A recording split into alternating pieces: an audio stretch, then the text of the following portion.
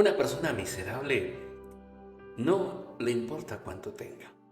Mientras él no sea feliz, cada vez que ve a alguien feliz, así sea con muy poco, va a tratar de arruinarle la vida.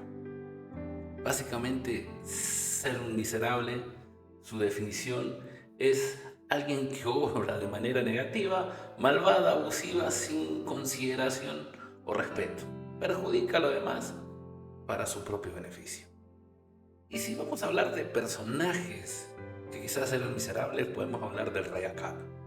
El rey Acab, el rey de Israel, lo tenía todo, pero él había posado los ojos en un viñedo que estaba al lado de su palacio, que pertenecía a Nabot, y él fue y le dice a Nabot: vendeme tu viñedo, yo quiero tu viñedo, voy a hacer una huertita ahí al lado de mi palacio, vendémelo. Y Nabot le dice: ¿cómo se le ocurre, señor? Ese es mi regalo más precioso. Me lo dejaron mis padres, mis abuelos. No, yo cómo voy a vender, no, yo no quiero venderlo, eso es mío. No. Y Acab se enoja, se molesta porque Nabot no lo quiso vender, le cuenta a Jezabel. Jezabel arma todo un plan para acusar a Nabot de que él maldecía a Dios y maldecía al rey y así poder matarlo. Y hicieron eso. Y al final Jezabel viene y le dice: Acab, ¿te acuerdas el viñedo que quería? Bueno, ahora puedes ir y tomarlo. Y al final el Señor le dice al profeta, le dice: ve y dile a este hombre, ¿sí? Ve y dile a Elías, le dice: ve y dile a este hombre que como él hizo eso, como él no le bastó solamente a matarlo, sino que ahora le roba su viñedo, eh, va a terminar peor que Nabot. Y eso pasa, y sucede esto. Y es entender que hay personas que son miserables. Y el miserable normalmente, por ejemplo, es egoísta. Es alguien que no le gusta que nadie cumpla su logro. El egoísta, ¿viste? Es aquel que cuando alguien lo logró siempre va a decir algo negativo, siempre te va a arruinar, siempre va a buscar la manera de ser. Sí, si lograste eso, ¿quién sabe de qué manera lo logró? ¿Por qué será que lo habrá logrado? ¿Sí? ¿En qué negocios andará? ¿Por qué será? Nunca va a tener algo bueno para decirte. El miserable es insensible, ¿sí? Jamás va a compadecerse del otro.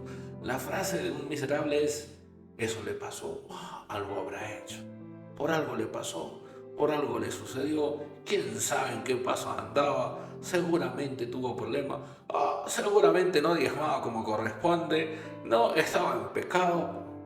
El miserable es alguien insensible, es envidioso, no le gusta que los demás cumplan cosas o que tengan cosas. O sea, el miserable es alguien que envidia todo lo que tú hagas, ¿sí? A él le gusta que sea él y no lo demás, ¿entendés? O sea, no le gusta que tú avances.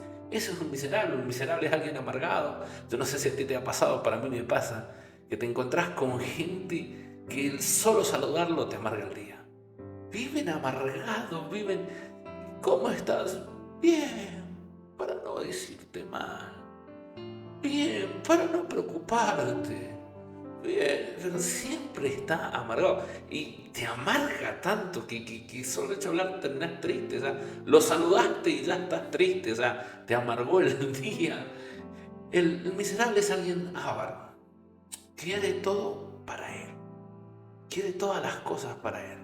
No le interesa que lo maten. No, yo lo quiero también. ¿Sí? Es alguien de esos que muchas veces te encontrás con que él quiere todo. ¿Sí? Y como te dices, es alguien envidioso. No sé si le ha pasado, pero no falta que viene alguien, un vecino, pone un negocio, un pequeño negocio. A la semana no falta el que viene y le pone el mismo negocio al lado. Y encima no es para ganarle más, sino que le venden más barato. No le importa ganar, simplemente con el hecho de amargarle la vida al otro está contento. Ese es un miserable. Y hay muchos personajes bíblicos que eran miserables. Los hermanos de José eran miserables. No soportaban ver a José. No soportaban lo que Dios tenía en José. No soportaban que los padres trataran a José de esa manera.